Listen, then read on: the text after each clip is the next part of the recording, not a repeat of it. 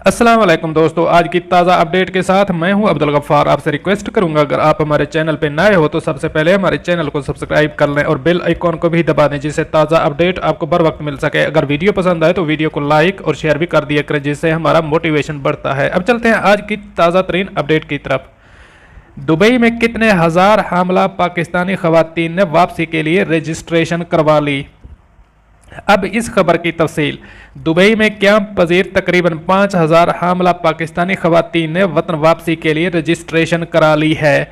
Dubai में Pakistani council खाने के मुताबिक 2000 बीमार अफराद भी फौरी इनखला की दरखास्त के साथ रजिस्ट्रेशन करा चुके हैं और बड़ी तादाद में खवातीन ने भी वतन वापसी की ख्वाहिश का इजहार किया है। कौंसल खाने का बताना है कि दुबई में 63,000 से जायद पाकिस्तानी वतन वापसी के ख्वाहिशमंद हैं। 6,000 से जायद अफराद स्पेशल फ़्लाइट्स से पाकिस्तान पहुंच चुके हैं, जबकि मुतअद्दिद मुस्तहिक अफराद को वतन वापसी का मुफ्त टिकट भी दिया गया है। पाकिस्तानी सफारती हुकाम ने इस उम्मीद का इजहार किया है कि अगले माह से स्पेशल फ़्लाइट्स की तादाद में इजाफा हो जाएगा और ईद उल फित्र के बाद रेगुलर परवाजें चलने का इम्कान है।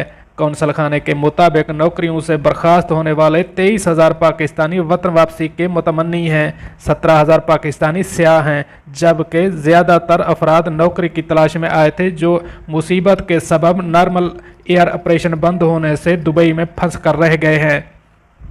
दोस्तों, ये थी आज की ताज़ा तरीन अपडेट। अगली अपडेट के लिए मुझे दीजिए इजाज़त, तब तक अल्लाह हाफिज़।